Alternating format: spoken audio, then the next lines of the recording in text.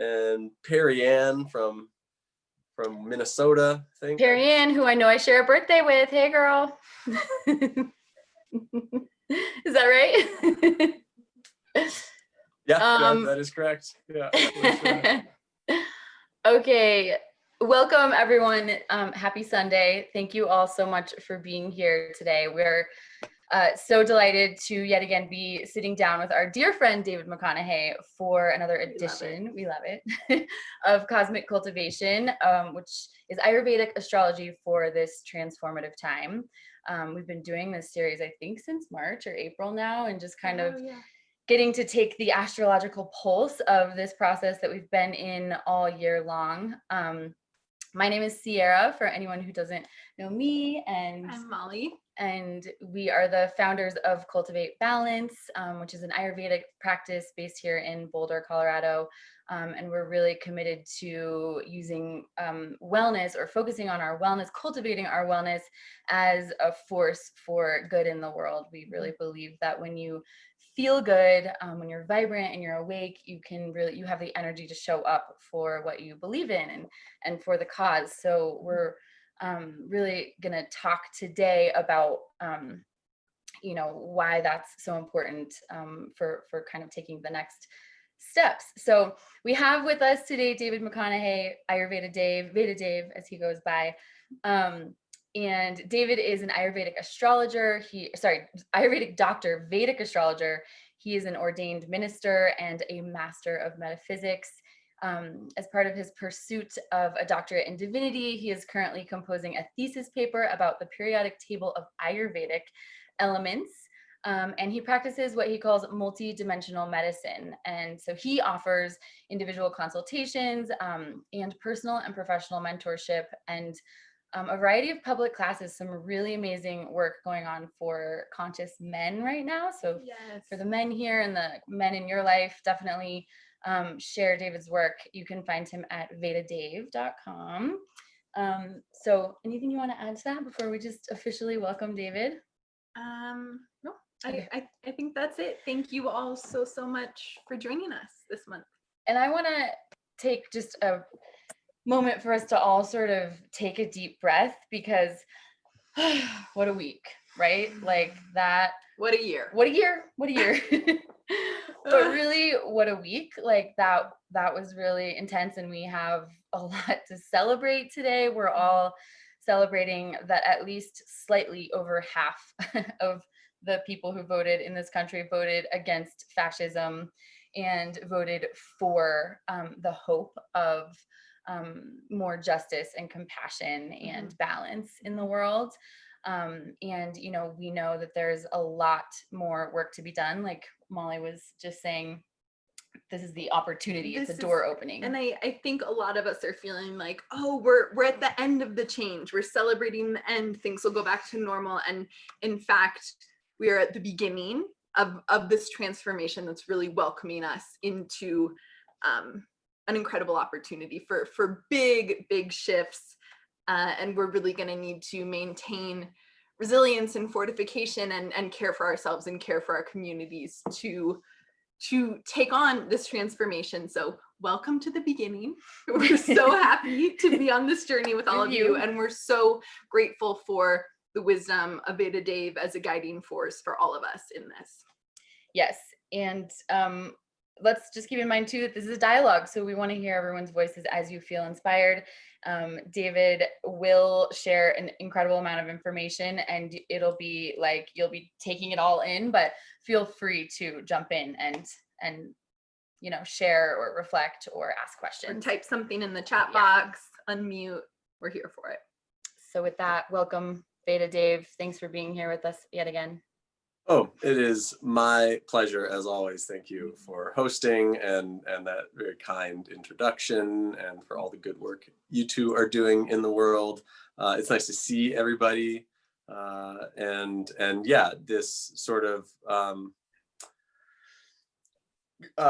this phrase has been going around, nauseously optimistic is sort of this funny term that I first saw as the title of a podcast from Pod Save America.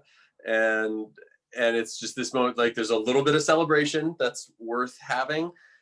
And as I fully agree with what you two just said, in that we have reached the starting line.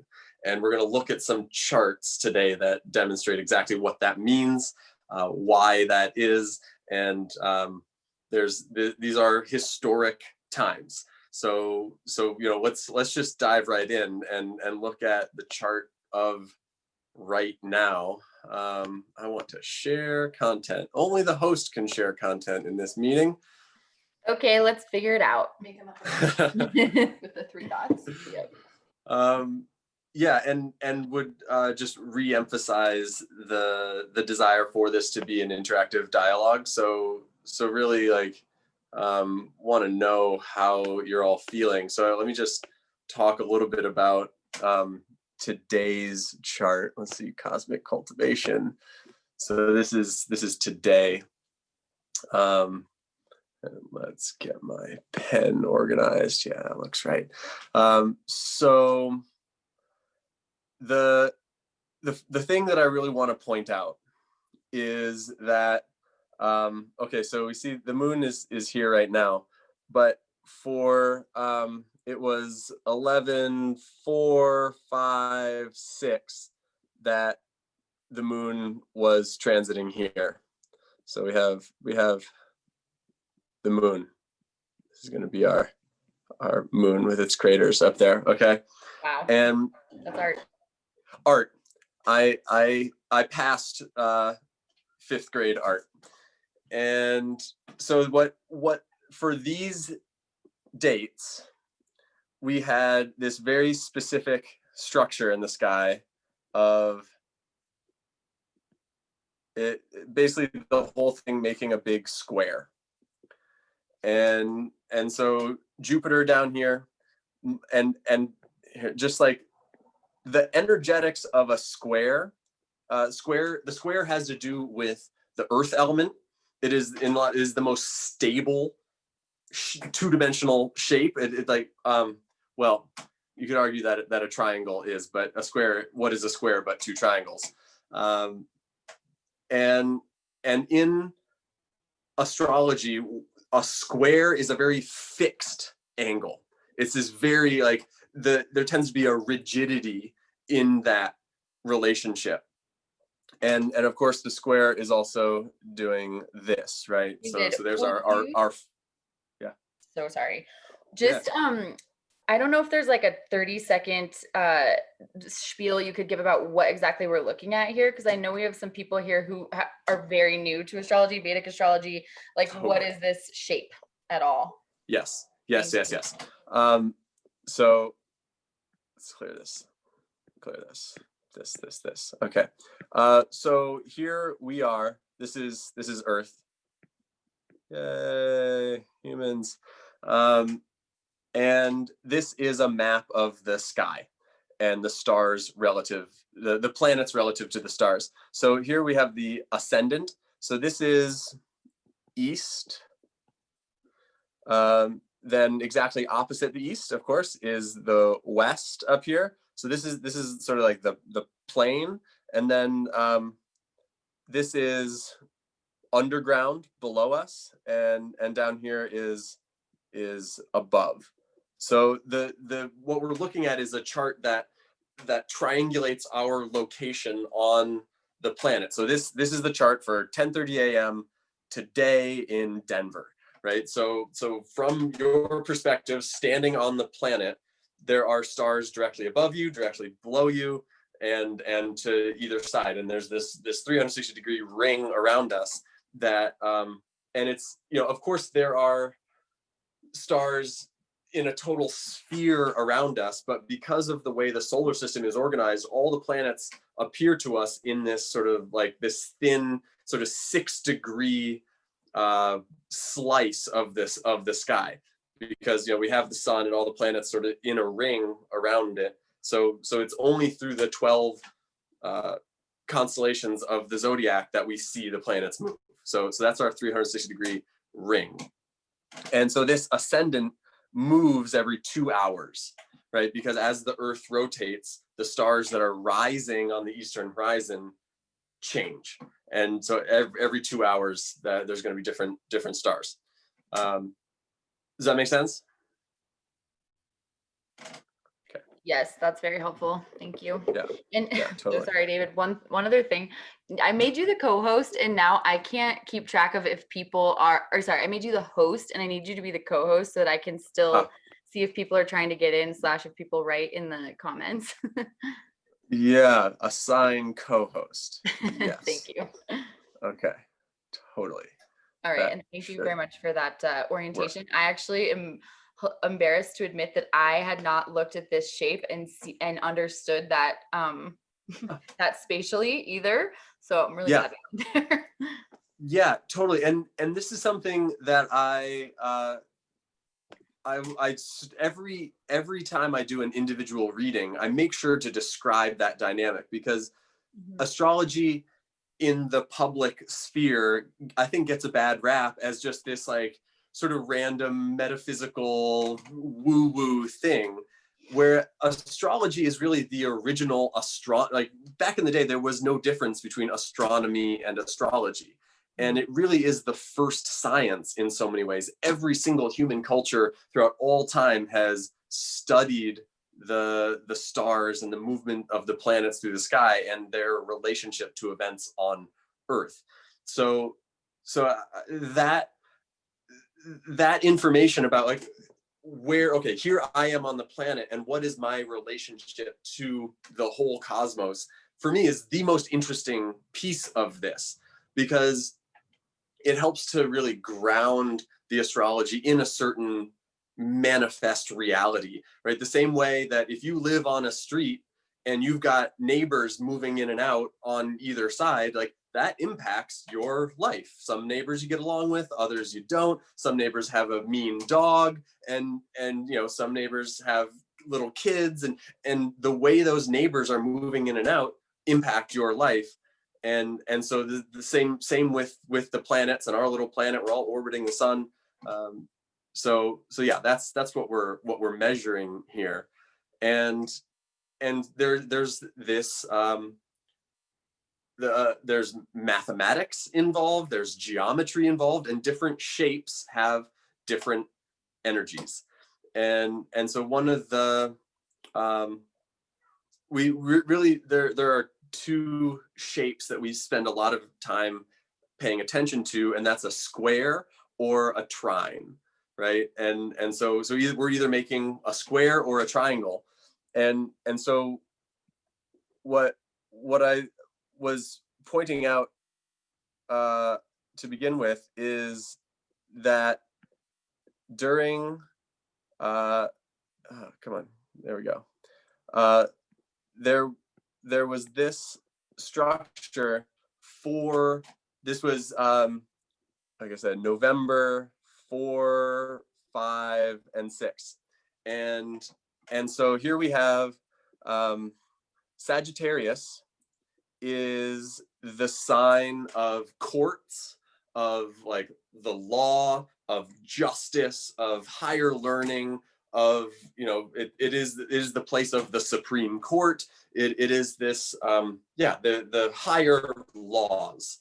And so Jupiter is the ruler of that sign, and so Jupiter really strong down here, holding it down. And then the moon is the mind in Gemini, which is about collecting information, gathering data, analyzing information, not making judgments about it being good or bad, just Gemini is the place where we would be collecting ballots, right? And here we have Jupiter, the sort of the guru, the heavyweight dispositor of grace in the zodiac, in direct relationship with the moon. Oh, I didn't mean to delete that, but that's cool. So there's this direct relation. Oh, come on. I don't want to erase things. Okay, I'm gonna come back. No, don't want the eraser. Sorry, technological snafus here. Pen, give me that. Yeah, that's it. So there's this direct relationship, And then, and so again, the square being this very fixed relationship, this rigid relationship. And so what did we see during these days? Stagnation, right? There was this information being collected. The courts were very much involved, these sort of institutional laws being followed, but this is all stuck. It's all like in this grid. It's literally like gridlock in the zodiac. And so we've got, Jupiter and the moon opposite each other, and we got Mercury and Venus opposite each other, Venus being debilitated down here.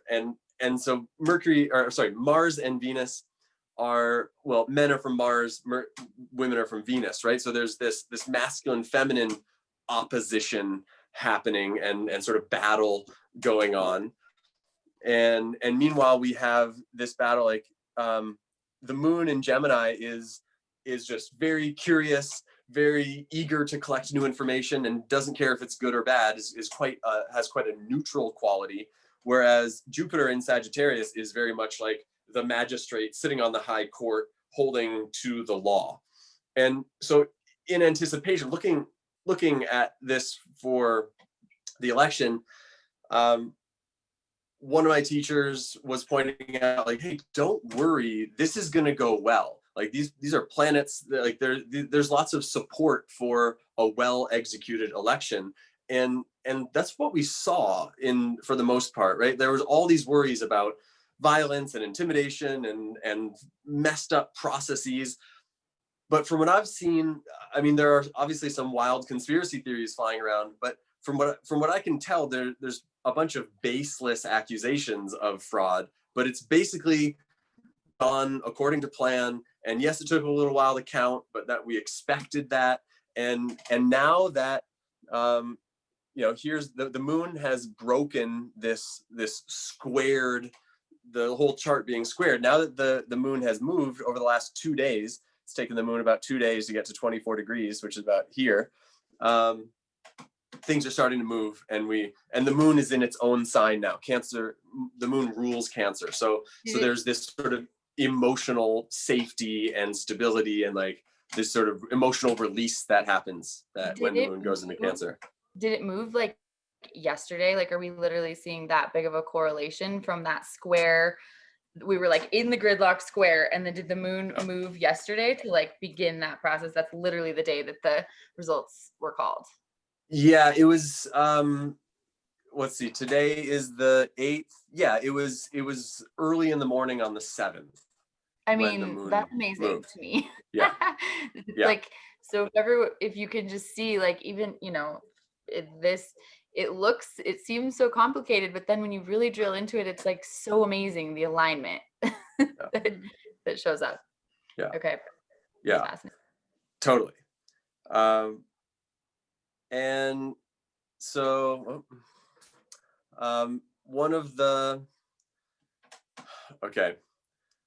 so there's a couple things that I want to point out about this particular moment. Is we've got two prominent planets debilitated. First is the sun, and then we have Venus, both in debilitation. So this is their least favorite place to be, and diminishes their power, but gives alternatives. So let's talk about the sun.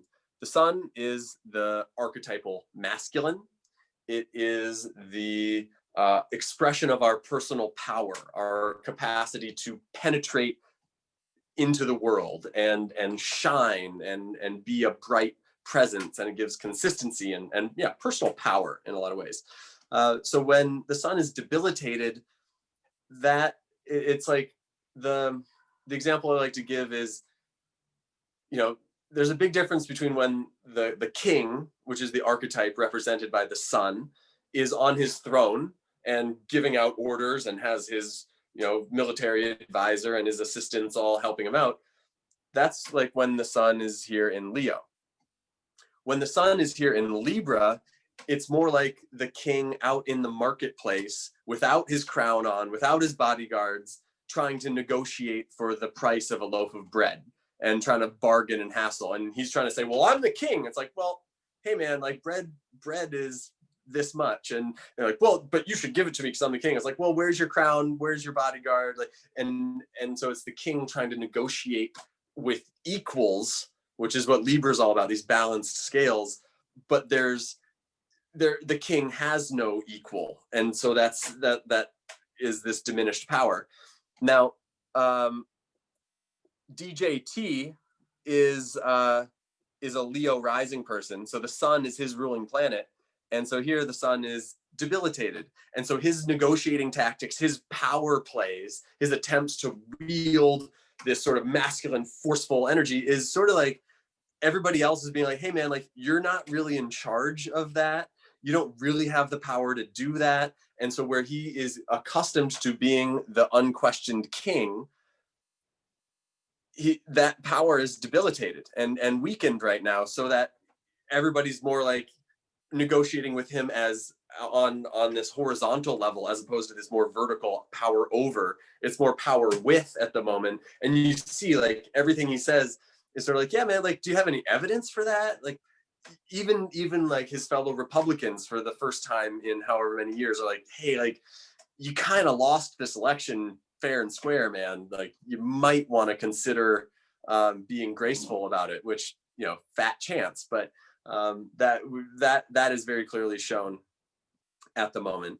The thing about debilitated planets is they weaken the initial, the sort of natural power of that planet, but with that weakening, they have to find other pathways to express that energy. Sort of like, you know, people who have poor eyesight or are legally blind often develop extra excellent hearing or sensory perception, right? When a certain power is debilitated, you have to find other pathways to express it. So one common example, like when Mercury is debilitated, a lot of comedians have debilitated Mercury. And so Mercury is our power of communication and our ability to exchange information accurately. And so when that power is distorted or weakened, you have to find another way to express it. And so a lot of comedians are super socially awkward. Like if you ever like meet them in person, it's sort of hard to just have a normal conversation with them. And yet there they are up on stage communicating in this alternative way that's really interesting, because they've had to sort of deal with their own awkwardness and find an alternative pathway for it. So that's one of the examples of what happens with debilitated planets. And that the other planet that's debilitated right now is Venus, which is the indicator of relationships, love, pleasure, earthly enjoyment. You know, it's food and sex are the areas of life that Venus is really interested in. And so talked about this a little bit in recent newsletters, how Venus in Virgo is sort of like if you go to see like a chick flick in the movie theater, and it's just like, you know, it's a movie and not like a film, right? And you just want to go and laugh and have a good time and enjoy the movie. And that's Venus, that's what Venus wants to do. And just like, oh, it's a love story and it's sweet and it was funny and I laughed and I cried and everybody got married at the end, right? That's generally what Venus wants to do. Virgo is the type of person who's going to walk out of that walk out of the theater and be like, well, that plot line was really, you know, cliche, and the cinematography was redundant, and the lighting, they really messed up the lighting on several occasions. And it was just like, yeah, but wasn't it a sweet story? Didn't you love this character? It's like, yeah, well, the plot development was really just subpar. And it's like analyzing the hell out of this thing that, can't we just all get along? So this is depending where this is in your chart, it's going to affect individuals differently, but generally it can be a hard time for romantic relationships and social relationships in general, where there tends to be a nitpicky quality and a like a keeping score, as if your relationship is a spreadsheet and you're keeping track of a profit loss statement in your romantic relationship, which is not really the most appropriate like we all need spreadsheets and profit loss statements, but to apply that to our sense of like pleasure and enjoyment in the world it's sort of like, I don't know, chocolate cake is less enjoyable if you're counting calories and like, oh, I can have one more little bite and then I have to stop. It's like, yeah, just have a piece of cake and just love it for what it is, right? So that's the Venus and Virgo energy. It just brings like that extra level of like stress and analysis to things that are just like, you know, if something is beautiful, usually like breaking it into its individual parts, it dissipates the beauty of it. So that's also what's happening right now. So pause for a moment here. Does anybody feel any of that happening? Does anybody have any? They're like both of these Sun debilitated and Venus debilitated will be creating like potential power struggles in relationship. Like it's like our personal power feels diminished, and so we may want to argue about the nitpicky qualities. That's sort of the tendency of this moment. So I wonder if that's happening for anyone out there. Or any comments, thoughts about anything we've said so far? It kind of is for us a little bit. It's not like a full like Steve and I power struggle, but there's a lot of like, I don't know if this is related, but there's like more outside sources that are having us keep tally of certain things, but like it's not necessarily directly like with Steve and I. I don't know if that's a part of it. Yeah, and that's where I'm trying to pull your chart out of my mental database. Wow. to see where that is affecting you personally, but that's the sort of thing where that energy is present and pervasive, and then relative to your, you know, like, so here in this chart, clear please, this is the 10th house, and so Venus debilitated, or Venus debilitated in the 10th house will bring up that nitpicky energy that dissipates beauty in the realm of your career, right? If this is your chart, if you're Sagittarius rising, and then Sun debilitated, Sun debilitated in the 11th house has to do with like your social groups and social clubs, and so there may be this like fussing and fighting over, you know, you may be the leader of a social club that then you're not getting the respect you feel you deserve, and there's maybe a usurping quality when everybody really just wants to get along as equals, but you're the founder or whatever it is, right? That's the sort of that energy expressed in an 11th house kind of way.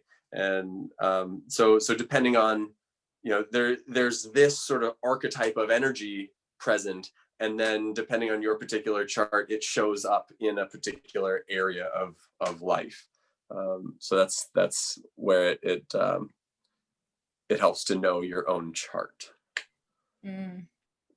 I don't feel like it's playing out for me necessarily on a personal level, but I'm curious to see how it's going to play out more so like in the news cycle and like the, you know, just the culturally. Yeah. You know. Yeah. So I don't know if you have any examples of that come to mind. I'm not really thinking of any, but that's what I'm wondering about. Yeah. We'll just wait and see. Well, we gave the example of this. Right. We'll just have to wait and see. And so let's look at, there's another chart. So this is the chart of like this moment. And I want to look at a chart for the 20th of November. And there's some significant shifts that happen between now and then. Let's see, is that it? Yeah, let's look at that one.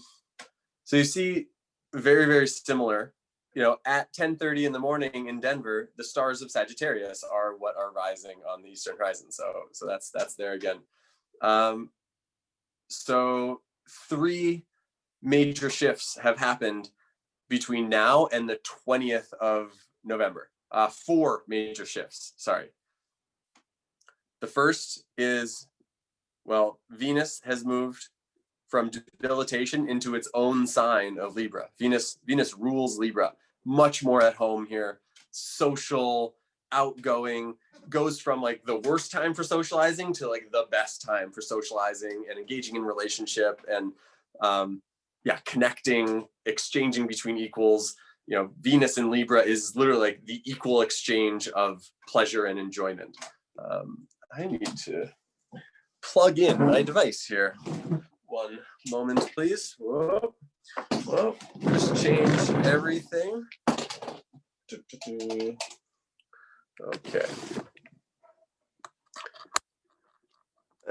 Okay. All right. Sorry about that. So Venus moves, and that happens on November 17th. That move. The Sun has moved into Scorpio. That happens on November 16th. So 16th and 17th, these two debilitated planets move out of debilitation. Much more strength, much more power. Mars turns direct, right? In the previous chart, Mars was colored red, indicating that it was retrograde, moving backwards. But in this chart, it is now moving forward again. So that Mars energy is active and forward moving and a little bit more, that the Mars is the warrior quality within us, that which has the courage to destroy what we perceive as making us weak. So this more active Mars tends to like, so this is let's see, this change happens, 11:14. This change happens 11:16. This change happens 11:17. And then this 20th, Jupiter has gone from its own sign of Sagittarius into Saturn ruled Capricorn. And we've been looking at this date for months now. When Jupiter is in Capricorn, well, let's see. Jupiter is debilitated in Capricorn.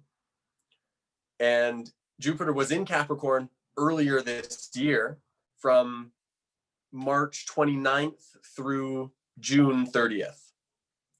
And if you think back to what was happening during that time, that was the very height, the most intense period of lockdown, right? That was it was the end of March that the quarantine kicked in hard. And really it was sort of the 20th of March that the quarantine was really like, okay, everybody stay home, stay where you are, shelter in place. So the week before Jupiter entered. And so really and you can already feel it happening, right? There's more lockdowns coming in worldwide. Everybody, they're trying to clamp down again. And so next week we can start to sense that energy ramp up again. Jupiter being our sense of expansion and inspiration. And then it gets into Capricorn, which is ruled by Saturn, and then is also joined Saturn, who's super powerful there. So that Saturnian compression, pressure, the sort of collapsing energy wins out over our sense of inspiration and expansion. And basically the last time this happened, the whole world got put into a timeout. And so, this Jupiter will be here in Capricorn from 20th of April, 20th of November until I think it's the 12th. The 12th of April. Until April. I thought you were going to say April. December. Okay. David, I'm curious how the Jupiter in Capricorn, is that what you said? Yeah. Yep. Relates to the energy of Mars going direct. So you're talking about this compression of inspiration, but also the courage to destroy what we perceive as making us weak. So how do those things come together? Yeah. Are we just going to feel really frustrated? Yeah, basically. And it's a great question, because it is these competing energies, and especially there's this is a third house relationship, right? So Mars in Pisces is 3 houses away. 1, 2, 3. And so if this is the primary indicator of what we're looking at, and especially like this day and the day on either side, right? The moon is there as well. So it feels especially limiting. And Saturn is really hard on the moon, really, like specifically, like of all the planets, the moon is most impacted in a difficult way by Saturn. Because the moon is the part of us that really just wants to feel good, and can't we're all one in the divine mother, right? Can't we all just be loved? And Saturn's like, no, you got to learn hard lessons, discipline. And so in that third house, the third house is the place of like ego and individual desires and what I want to do and what makes me special. And so with Mars going direct, it's this sort of like, I want to fight for my rights. And so again, like this combination, it really is like people are going to rebel against it, right? There is this, and Pisces is the most sort of like esoteric, metaphysical, metaphorical sign, and it's all about abstract concepts. So Mars direct in Pisces is like willing to fight over abstract concepts, and so it reeks of conspiracy theories. It's like these abstract and sort of imaginary beliefs. Pisces is the place of escapism and abstraction, and so based on what you believe is happening, you're willing to take certain actions, and with courage, right? And that can happen on all sides of the spectrum, right? Hopefully, those who have the social justice mission and believe in the righteousness of the cause of free and fair treatment for all people will be organized and courageous. And it is also likely that the people who believe that there's a global pedophilia ring harvesting adrenochrome are likely to feel courageous and willing to fight for their beliefs and destroy that which they perceive is making us weak, right? Based on these abstract ideas. It's interesting that it's rooted in belief and not truth. And because of that, we'll still experience this divisiveness even as Donald Trump is moving out of office, because there are these, over the last 4 years, belief has gotten really abstract. Yeah. Yeah. It's a bit concerning. It begs the question whether or not it's the divisiveness is actually going to intensify through this period, right? Because it's not about the truth. It's about the belief systems, and the beliefs are wildly divided. Yeah. So. And I think that's one of the sort of points I wanted to make today is that like we are at the beginning, right? This is just the first shot fired in so many ways. Is this sort of like, okay, the electoral college is this, and we know there's going to be challenges. We know that there's going to be this sort of back and forth energy. As really, it's Jupiter and Saturn sort of doing battle, right? Our sense of inspiration against our sense of like caution and fear. Saturn is the Vata planet that puts the fear of death within us. Saturn is associated with Lord Yama, which is it has to do with time. The Greek name for Saturn is Kronos, the Lord of time, and in the Vedic tradition, Lord Yama is time and also death, but not like Lord Yama is not what comes to kill you. Lord Yama is who you meet once you've died, and Yama escorts you through the underworld. It's like, okay, once you've died, you meet Lord Yama. It's like, okay, come with me. Here we go. And so is the Lord of time, which is the ultimate transformative force, and also the pressurizing force, right? Without time, space just sort of unfolds infinitely, and we can do whatever we want whenever we want. But we have limited time, and so we have priorities, and there's pressure to get things done at a certain time. So that this sort of push-pull energy is really, really prominent, starting November 20th, and really accelerating and increasing up till, let's look at, well, I think this is the thing we want to look at now. So this date, let's do red, this.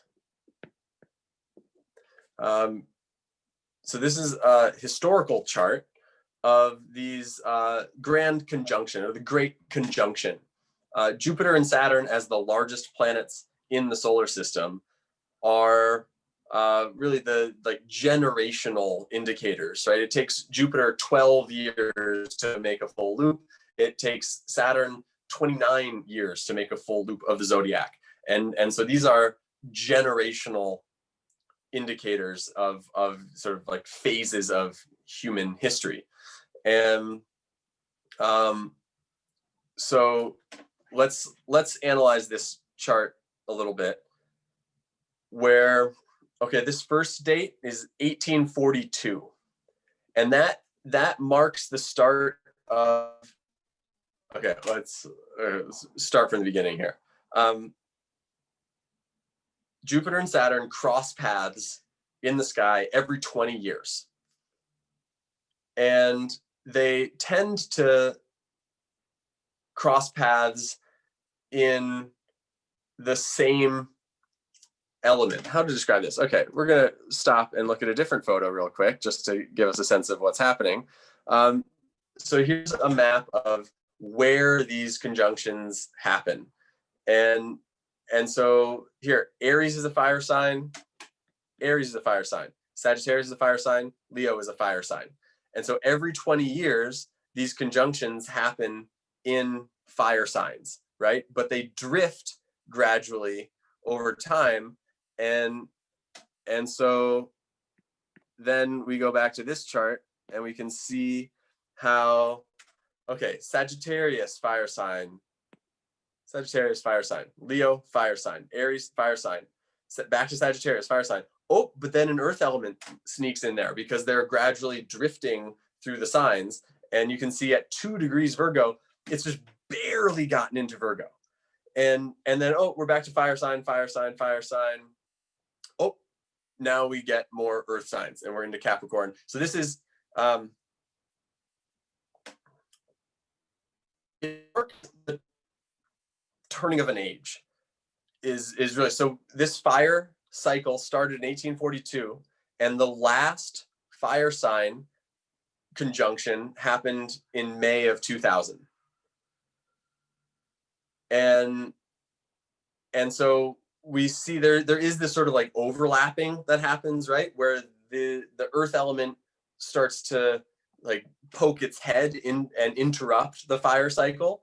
But it's not until this last fire element conjunction happened at the end of Aries in the year 2000 that we're finally done with, that's the last marker of this 160 year cycle of fire sign conjunctions. And now, starting December 21st, we're fully in the Earth cycle.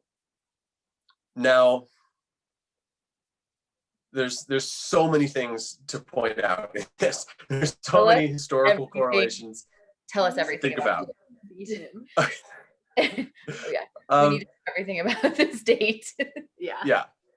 Right now I have a plane flight scheduled on this date, and I'm low-key panicking, so please help. Low-key panicking. Yeah. Basically, my advice would be to plan to hibernate for the whole month of December. Because there's a major eclipse happening on the 14th. Well, there's a lunar eclipse on the 29th, 30th of November.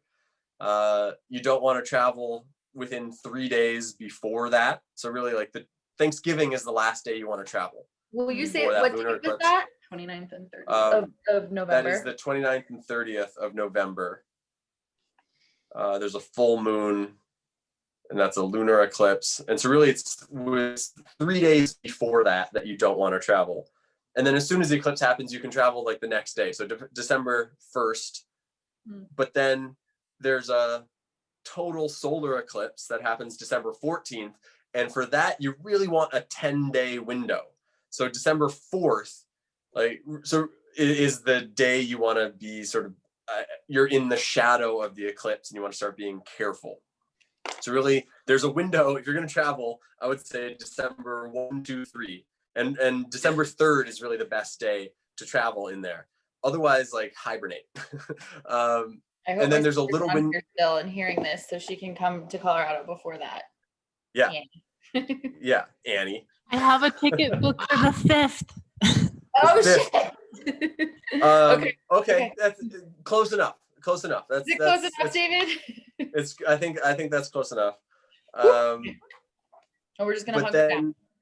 There's again, the eclipse happens on the 14th, and these eclipses are kind of like you're blowing up a balloon as you in that sort of 10 days leading up to the eclipse, and then the actual eclipse happens, and then you sort of let it go, and right. And important to note that sort of deflating quality has like ripple effects that radiate out through time. So the Great American Eclipse of August 2017, which if you think about the path of that, let's draw a quick America here, right? Again, 5th grade art, right? The path of that eclipse from August 2017 basically went like this, right? And literally split the country in half, and almost like along, the old Mason-Dixon line, it's sort of right there, right? So that eclipse has been radiating out through time to this very day. And so these eclipses later this month and in December are the first eclipses since the nodes changed signs, right? So the last 18 months, we've had eclipses in the Gemini Sagittarius axis. Now this is about to be the first set of eclipses in the Taurus Scorpio axis. So whole different energy, whole shift, major shift of so these eclipses are powerful and representing like larger than normal influence. So that's happening on December 14th. And then December 21st, we have this grand conjunction happening, which again marks sort of like the first full like embodiment of this Earth cycle, which will go on for another 100 years or so. There's also a correlation between this and this date, right? The last time this grand conjunction happened in Capricorn was February 1961. Now, there was an election in the year 1960, and a young man named John F. Kennedy was sworn in January of 1961.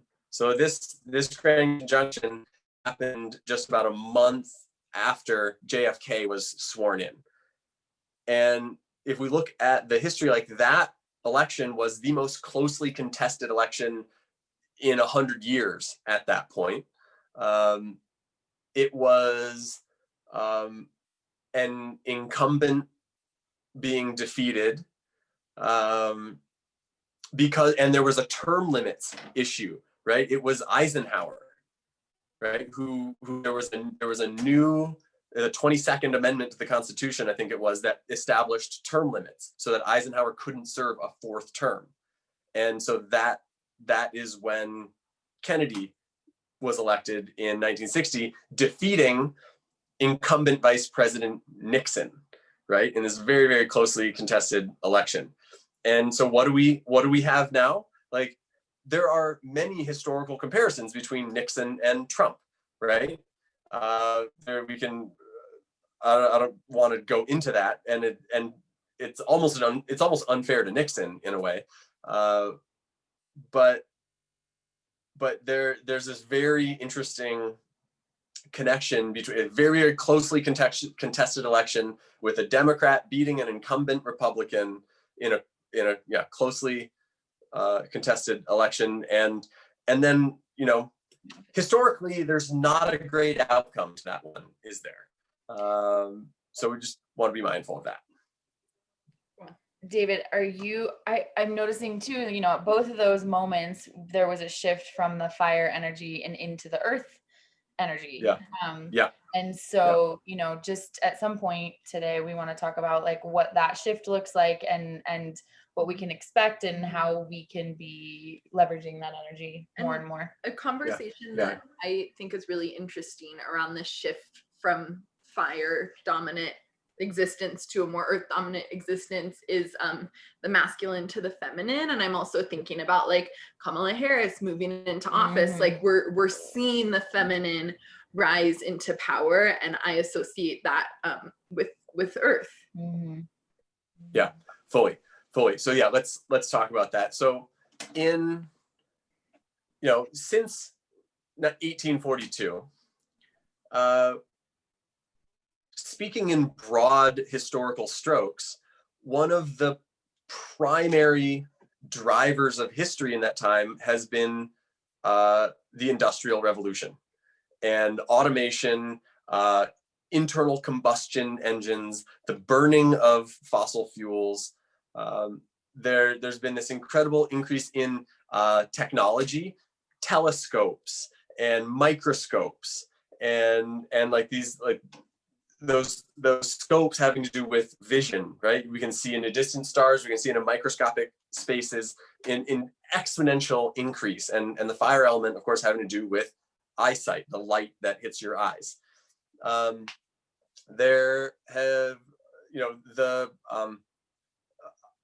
I would argue, and Matthew Remski makes this point really beautifully about modern medicine being the era of fire medicine, the sharpness of surgery, and the sort of like analytical quality, the reductionist quality of modern science, right? Breaking everything into its constituent parts is one of the functions of fire. If you think about the digestive fire, you eat food, which is, you know, a sandwich can be one thing, but then your digestive fire starts breaking in, okay, carbohydrate, protein, sugar, waste product, nutrition, and starts sorting, breaking it into its constituent parts. That's what the fire element does. And that's what the history of modern medicine and modern science has been doing in an accelerated way since, you know, in the last 100 or so, 200 or so years.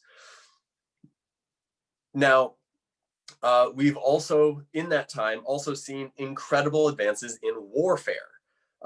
Bigger, more powerful guns, bigger, more powerful bombs, terrorist attacks, explosions, Hiroshima, all these, you know, leading right up until this last fire conjunction in May of 2000, which, you know, again, we can look to the election that happened that year, and then pretty soon after that, there were the events of 9/11, right? So sort of the that explosive energy of fire, very, very present. Now, switching to the earth element, grandfather fire, transition to grandmother earth, please. And so it promises, fire has the quality of being quick and sharp. The earth element has the quality of being dense and slow and stable. And you know, whereas fire creates combustion and change and sort of rapid quality to it, earth has this very slow and steady quality.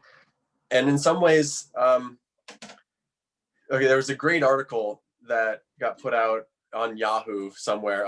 We can link to it, where this guy was saying, okay, fire element related to the solar plexus, which is very close to the heart and lungs, where COVID is mostly, and viruses have that like sharp penetrating quality that have to do with the fire element. Like a virus is very much a pitta vikriti, or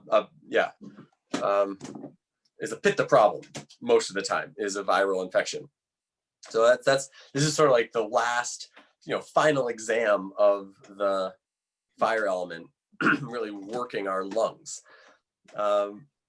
Earth is also, as we move into Earth, in Ayurveda, we associate like kapha, right, with more love and more compassion and just sort of like that, it's like a hug.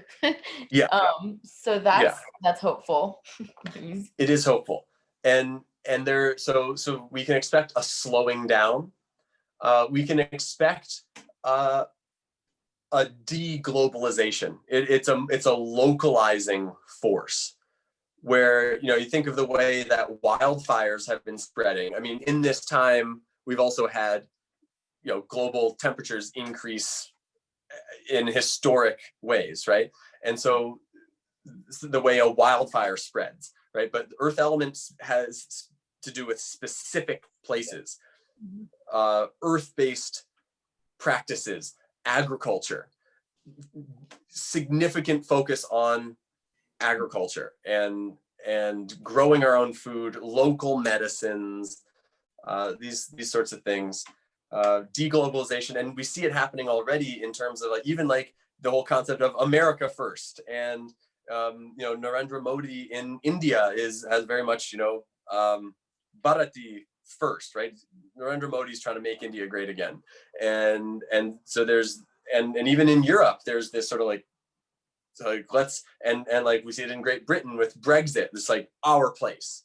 We don't want to be so interconnected with every other place. We want to focus on our specific place. That is an indicator of the earth element. What else can we say about that? Yeah, there's a very much more like nourishing quality. It indicates more of a focus on, I mean, the earth element is the source of all wealth, and specifically wealth that comes from the earth. So we can think in terms of agriculture, and we can think in terms of things like gold, and this wealth that is buried under the earth. So there's the suggestion that we'll move away from burning fossil fuels and potentially find an energy source to replace it in some sort of earth-based practice. Maybe it's geothermal becomes a big player. Maybe if you study the work of Nikola Tesla, mercury plays a really important part. Basically, if you spin mercury in a centrifuge really quickly, you start to gain access to what we call 0 point energy.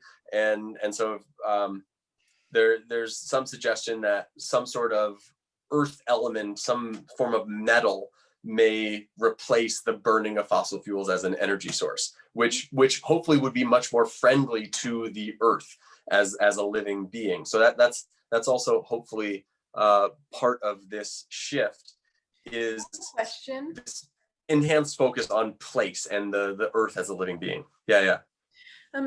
So like how long should we expect to experience the transition from fire to earth? Like, when do we just get to be in agriculture and nourishment and like local grounding?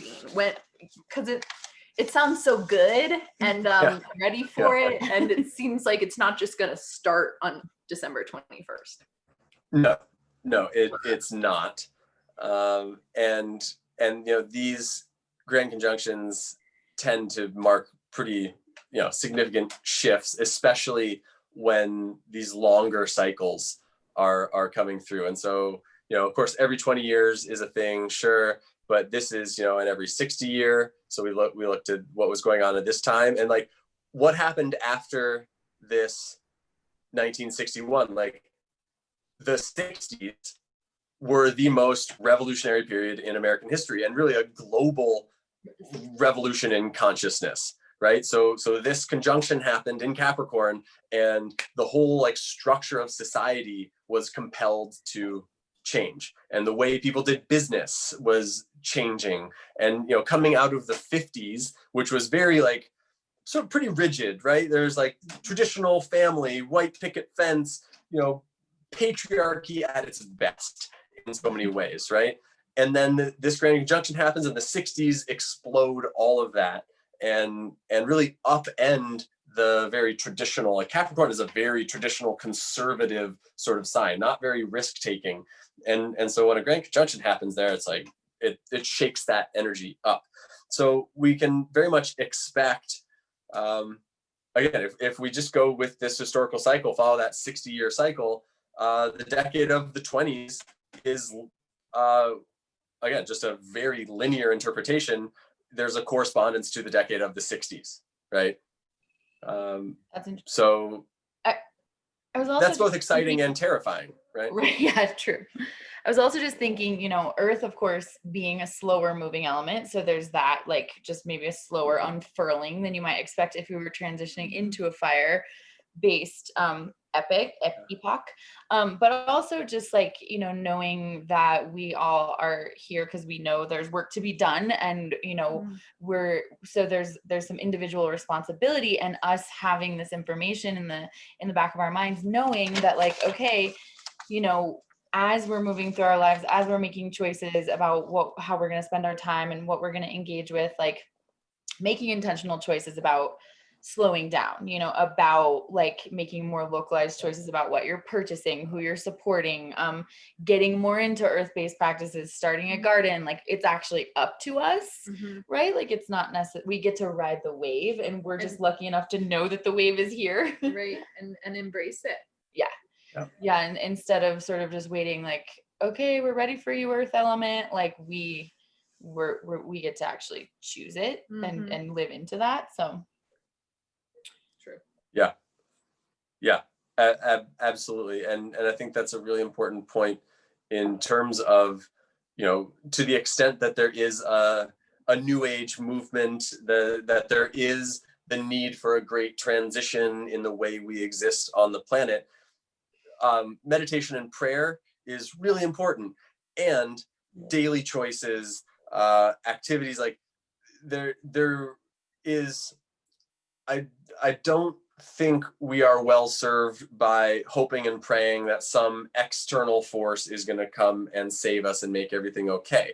The point of the meditation and the prayer is to empower us and clarify our own minds so that we have the courage and capacity and clarity to take action on our own behalf. You know, everybody wants the good Lord to guide their footsteps, right?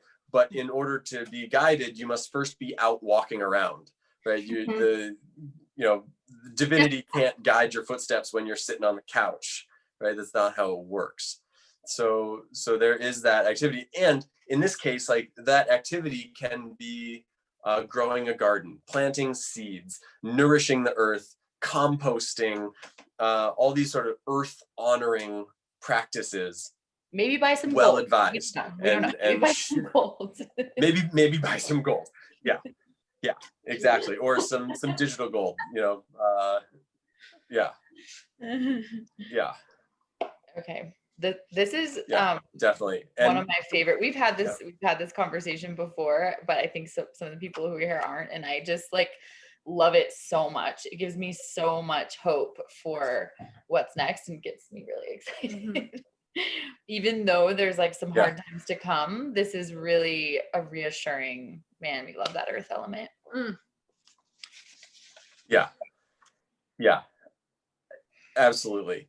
And Molly, to answer your question, like, we've got this, you know, so from next month until, you know, September 2100, when the earth element is in full effect, right? So we've made the transition out of the fire element, and before we get interrupted by the air element, right? These cycles are always overlapping, right? They're, you know, these sort of they're a bunch of Vesica Pisces, right, where the spheres overlap, and there's a middle ground. But this this period that we're heading into really is the most pure expression of this earth era, right? The fire era has ended, the air era has yet to start, and in between we've got full on earth time.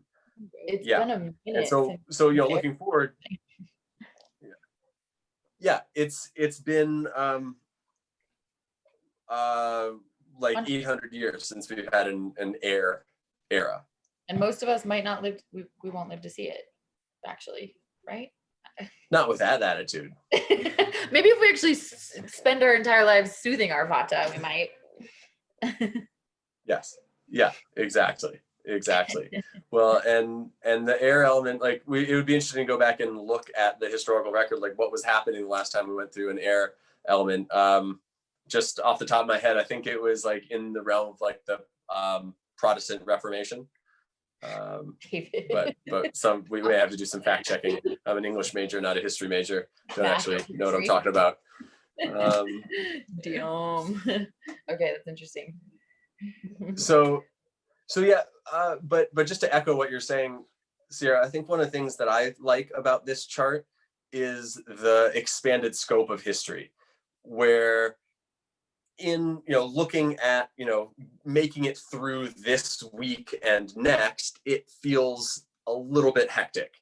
But when we can zoom out and see the larger cycle that we're in, that for me is like bolstering and gives courage and this strength, like, okay, this is the phase of history that we're living in, this transition from fire to earth. Ooh, yeah, okay.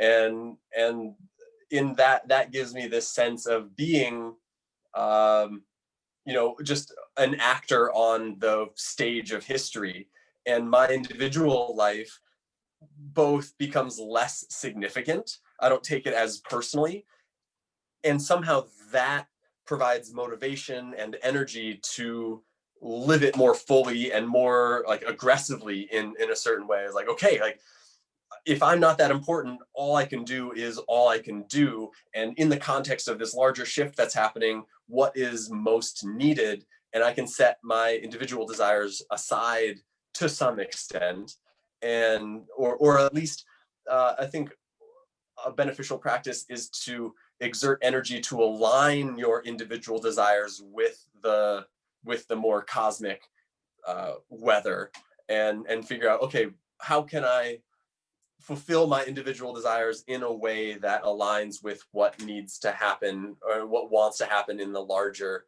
context. Because again, if we want to talk about God or spirit or divinity, again, it's this sort of abstract concept in some ways, except when it moves through individual humans who take action and it works through our hands and feet. So that that's what we want to set ourselves up to do as best as we can, in my opinion. And to me, that speaks to something that Sierra and I have been thinking and talking a lot about and bringing more into our work, which is this idea of collective wellness. So harnessing what you can do for yourself to care for yourself, but ultimately aligning that with what is happening around us and what the need is around us in our communities, in our families, in the planet. That what you were saying really connects those things for me. Yeah. And it's a whole, you know, self-care is a very popular topic these days, isn't it? And we very often think of self-care as a spa day and, you know, a cocktail with, you know, whatever. But self-care is also community care, because if I'm trying to show up and be of service in my community, but I'm depleted and needy and not fully present, and I need other people to take care of me, and I'm not actually able to take care of others, and so self-care is, I mean, yeah, like sleep in sometimes and take the rest you need and replenish. But self-care for me involves waking up at sunrise and exercising. Right. Like that. And that makes more of a difference than anything else that I do. And the days when I do it, I'm focused and powerful and, you know, all lined up. And the days that I don't, there's a sluggish quality, and I can't do You're all less the things inspired, that are less motivated. yeah, I'm less inspired. I don't trust myself as much, because if I'm not taking care of myself, how can I take care of others? And so Right. that's part of the discipline, is the maintenance of integrity and self-trust. And yeah. And also, self-care doesn't have to be indulgent. It doesn't have to be expensive. It can be just waking up with the sun and checking in with your body and taking deep breaths. Drinking warm water. It's really about, it comes back to this idea of living intentionally. Self-care is the choices that we make within our lives to live better and to feel better and to take better care of other people. And we're really trying to reclaim self-care, because I think it's been co-opted in a sort of like white wellness, Bougie, women, yeah. inaccessible kind of way. And it doesn't have to be like that. So we're actually calling it radical self-care to differentiate and to speak to more of the justice component of, you care for yourself so you can care for other people. And that's real. And I just actually on that topic dropped a little link into the chat box for a free little virtual workshop that Molly created, that's called, what is it called again? I'm just forgetting the name. Get Centered Self-Care to Inspire Thoughtful Action. And in it she gives like some real specifics on like creating that daily routine so that you can really thrive and show up. And I would say for me, that's the number one thing, like, doing the same things at the same times of day and having certain, times allotted to like rest my brain versus when I know my brain is going to be the most effective to show up for the mission, The revolution. for the revolution. So everyone please click through there for some solid action steps there, because it's free. Yeah. Well, and this is what you're speaking to, is actually one of it is the remedy that I'm cultivating for myself for this Jupiter and Capricorn period, because when Jupiter is debilitated, Jupiter is our sense of inspiration, our connection to the teacher and the teachings. And so when Jupiter is weakened, we tend to lose faith. We tend to distrust our teachers. We tend to forget the principles and the practices and why we follow them. And so, but Capricorn is a very practical, organized sign, and conservative in a way, likes to make a plan. And so to find inspiration in planning and this like practical organization, and like you said, make a routine. And the way I think about this is, for most of my life, I have rebelled against any form of routine. It's like, I want to go with the flow and feel what I'm feeling and do what I want to do based on what's authentic to me in the moment, which is like BS, frankly. It just means what I want to do when I want to do it, which isn't actually very helpful. And so what I found is, the more that I create a strict structure and stick to it, that is actually a source of freedom. And then it becomes automatic. It's not when I crave that. Right. And it creates freedom in that when I wake up and I exercise and I eat and then I do work and then I have a break, I can actually take a break. And because I know that there's scheduled time to do the work that needs to get done later. And I can actually have a weekend and enjoy it, because I know that I don't have to worry about my emails, because there's a scheduled time to check my emails, and now is not that time. Whereas if I'm just sort of winging it and doing whatever I feel like, there's always this like, well, should I check my email now?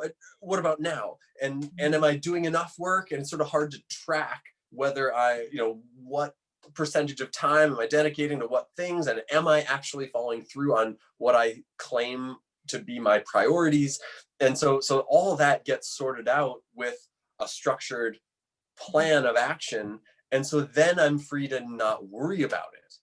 And this reminds me, David, that you and I were both Montessori preschoolers, because this is all of us, maybe some of you, this is the methodology of finding structure within freedom. And it helps kids feel less stressed also, and so it helps us feel less stressed. But I just want to make that connection, because there are like studies around it. You know, people are really using that intentionally with children, and we could be doing that within ourselves. Structure within freedom. And bringing back to the earth element component that Freedom. we're moving into.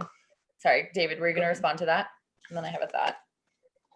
No. Okay. Yeah. Just freedom within the structure. Yeah. Structure is one of the words that we associate with earth element. And so it is like daily routine and structure and boundaries, also a very earthy concept. It feels like, you know, part of the toolkit as we move into this earth based time period. And so, yeah. Does anyone else want to share anything about you know, tools that you're using to fortify, anything you're using to embrace the earth element, or what you're feeling inspired by and what's to come, what's keeping you inspired despite some compression that we may experience later?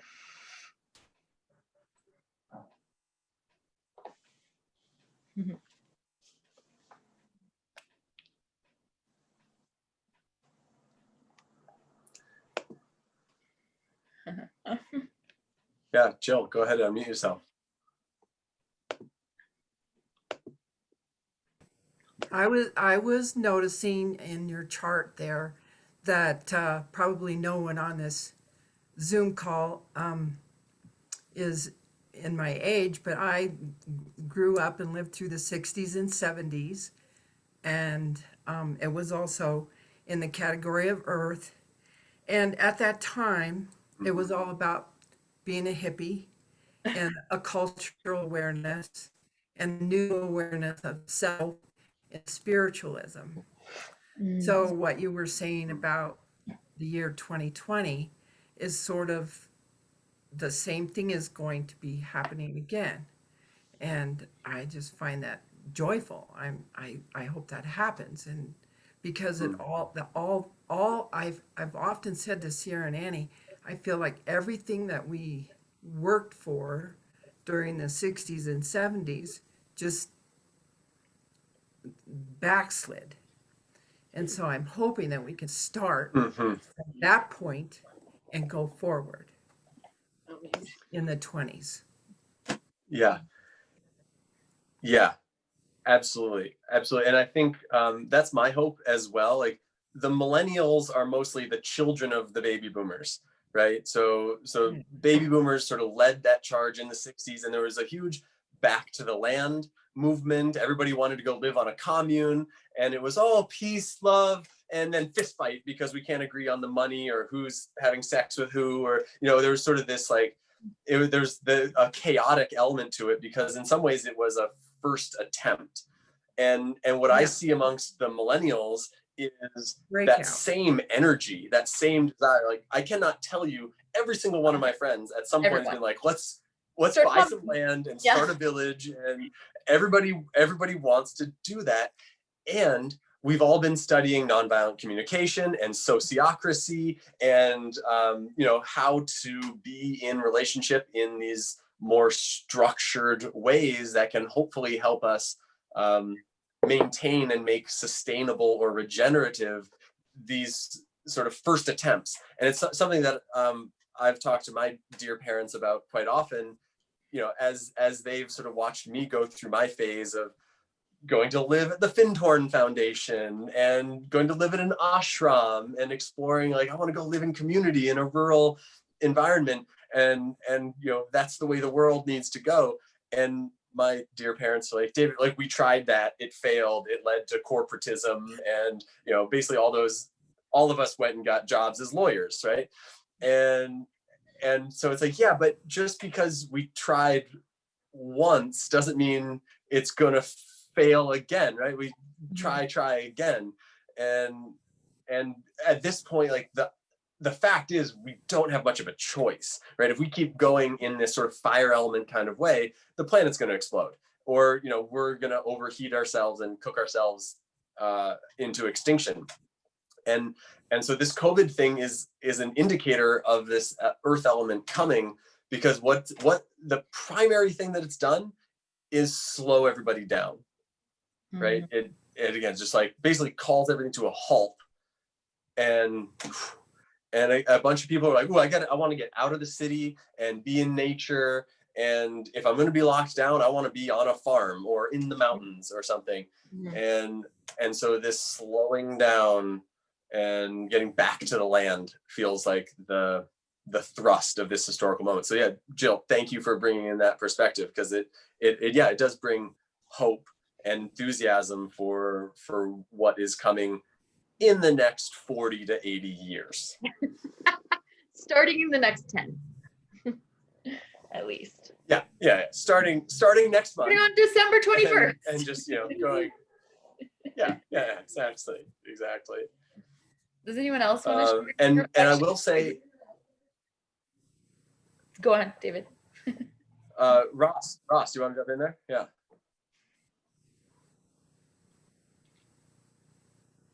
We might need you to unmute. Still can't hear you. I can't hear him. You're unmuted, but we can't hear you. Oh dear.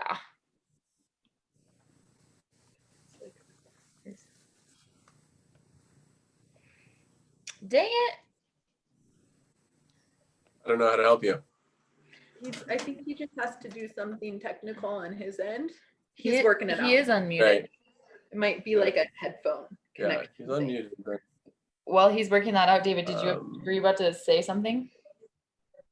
yeah, I was gonna say, like, this date of December 21st is of course the winter solstice, and very much tied into famous for December 21st 2012, right, is this like Mayan calendar date, and I feel a strong connection with this upcoming thing. I actually think that this could be considered another sort of marker in the sort of turning of the cycles, right? When people talk about the Mayan calendar as like the end of the Mayan calendar, it's the end of one world and the start of the next. It's not like end times in so much as like end times are also beginning times, and so I feel like this is yet another marker in that process. Yeah. I think Ross might have worked it out, because I heard some shuffling over I there. don't think so. No, yeah, we hear you. I hear you now. Oh yeah, no, Yeah. It's It's kind of quiet, but we'll all just be real quiet and lean in. it's quiet, but speak loud. Speak loud. Yeah, so I was just curious, listening to Jill's, interpretation of the comparison to the 60s, just kind of trying to play devil's advocate. Could I ask you, what would be the opposite energy that we might be seeing as well coming up, that also we saw in the 60s, with a lot of really good, prominent leaders being assassinated, and the cultural revolution on the brink of victory but being squashed? What might we see now? I don't know. I wish we knew. Yeah, it's a great point. And the Vietnam War, there's a lot of backlash, right? The sort of liberatory movement of the 60s resulted in the backlash against that was Reaganism and Margaret Thatcher in the 80s, and this like locked down economic policy and a much sort of like so I think that's a really good point, that there's great hope, and like in these moments of transformation, it's Big resistance, possibility, opportunity, and struggle to be born, for sure. So that's the key piece about what we said, getting ready for this. Like, there's a piece about staying vigilant, right? Like, we can't just get on this happy high horse about, oh, peace, love, earth element, like it's all like we have to stay sharp, because there's going to be big resistance. I mean, these Trumpers are not going to go quietly. They're not. That movement is very emboldened in this moment, and only going to, like, even David, you were saying, if they throw Trump in jail, it's only going to add to his, what did you say? His ethos, Well, he becomes a martyr. yeah. Yeah, For it this adds to whole his mystique. movement. He becomes, yeah, Go on. he becomes Nelson Mandela for, Yeah. the QAnon crowd. Right. And so like it's important to recognize that that Mars direct quality, and then it's December 23rd that Mars goes back into Aries, right? Mars is the ruler of Aries, fire sign, very like initiatory, like impulsive action. Mars in Aries is explosive, and so there's a month, December 23rd to the end of January sometime, where Mars will be in Aries, and that month leading up to Inauguration Day, I'm just expecting there's like very reasonable expectation that there's going to be political unrest. And if we track, Mars has been in and out of Pisces and Aries all year basically, and we can pretty closely track Mars being in Aries with the sort of explosions of protests and violence in the streets and that sort of thing. And so then we don't need to stoke fear, but we want to be prepared and aware of what the energies are and are likely to be. And again, be aware that the same righteousness that some of us feel on behalf of social justice, Black Lives Matter, that sort of thing, is the same righteousness that people feel on behalf of what they perceive to be child sex trafficking and the election being stolen by corporate Democrats and the deep state. They're fighting against the deep state. That's something I want to make. Yeah, against the deep state, and there's there is a righteousness and a sense of like, this is the fight of our lives. They we all, I think, share this sense that there's a great transformation ready to happen, and there's disagreement on which direction, on who's the bad guy, and what we need to actually do to bring that transformation about.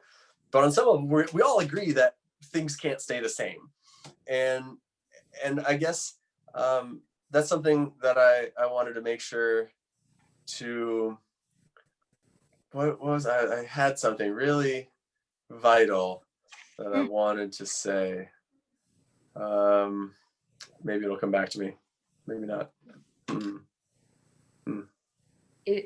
I'll let you think for a second. Go think in your world for a moment. But I am gonna say it's noon here in Colorado, so we want to definitely honor everyone's time. David, if you think of what you were going to say, please come back around. But I just do want to thank everyone for showing up today on Sunday and being in community together. And I hope that you'll stay connected with us while we're on this journey through the revolution.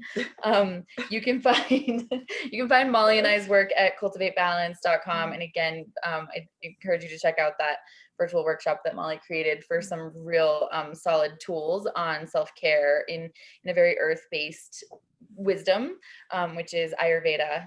We call it earth-aligned wellness for the revolution is our sort of tagline. So check that out.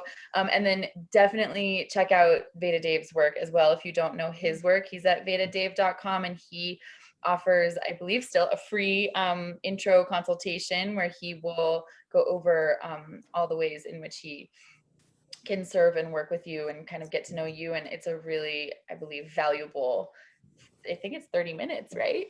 With people. So yeah, go check out. I say 20 minutes. Oh, you say 20 minutes. I say 20 minutes. It's always 30 or more, and the other thing I would plug is I've got 2 new offerings launching in January, and one is a membership site where you can get daily astrological updates in an email from me, and weekly webinars just like this where we'll talk about the astrological weather. And then I'm going to keep office hours. So like the same way in college, you could go to your professor during office hours, like I'm going to hold virtual office hours and just sort of like hang out, and you come with your questions and some other special surprises in that membership model. And then I'm also launching a course called Multidimensional Self-Mastery that is specifically calling it 12 weeks of soul level evolution for men, specifically for men to go through this transformative process. And basically I'm integrating everything I know and putting it into this very potent program. There are only going to be 6 men and me involved, so it's intimate, it's intense, it's focused, it's very customized, and it's both individual work, group work, pre-recorded sessions, and then weekly one-on-ones, weekly group meetings, and it's basically everything I know focused to support people in transition. So check that out.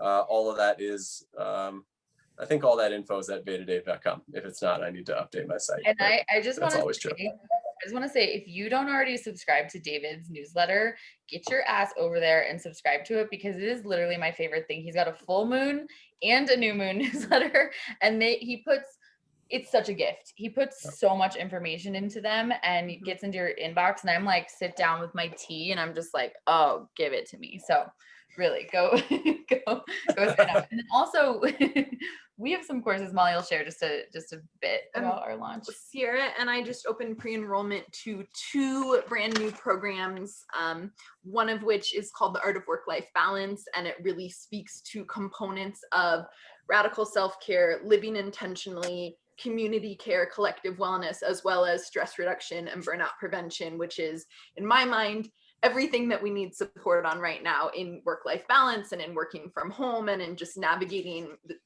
our lives and our wellness amidst, the challenges that surround us. So that course opens up on January 12th. Pre-enrollment is happening now, and Sierra has created a beautiful, beautiful course called The Art of Fertility that guides women who are, what do you want to say? Any people, anyone with a womb, that's right, through the fertility journey. And yeah, so if you know anyone who is trying to get pregnant, definitely reach out to us. It's on our website as well at cultivatebalance.com or learn.cultivatebalance.com, which is our sort of educational portal. So, and we hope to see you all again for this conversation next month, assuming we're doing it. We never schedule it until we talk about it live. Right. And then we're like, are you going to be there? We could probably be there. We'll do it. Yeah, it'll be we'll be in between those eclipses, so there'll definitely be something to talk about. Interesting. Yeah. Okay. Well, thank you all. Thanks. Thank you everyone for being here. Thanks Ross. Thanks my mom, Alexa, Chelsea, Julie, Rachel, Annie, my sis. Am I missing anyone? Chelsea, did I say you? Yeah. And we had a few people jump off, but thanks everyone so much for showing up, and thank you, Veda Dave, for your wisdom. Anytime. Have the best day, everyone. Take care. I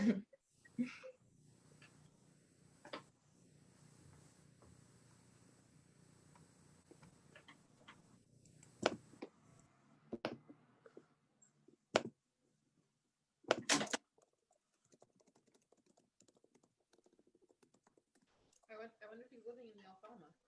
Oh no, he's at his apartment. Oh really? Yeah. Hey Ross. Hey Dave. Cheers. Yeah, I'm in my apartment in Alfama, right next to the Castello San George. Oh, okay. Yeah, that's where we stayed in Alfama for a couple of weeks. Actually, we loved it there. Dude, it's so great. Yeah. Do you hear the fado? Is the fado going on at all with like the restrictions? There's not a lot of fado. It's pretty well shut down in so many ways.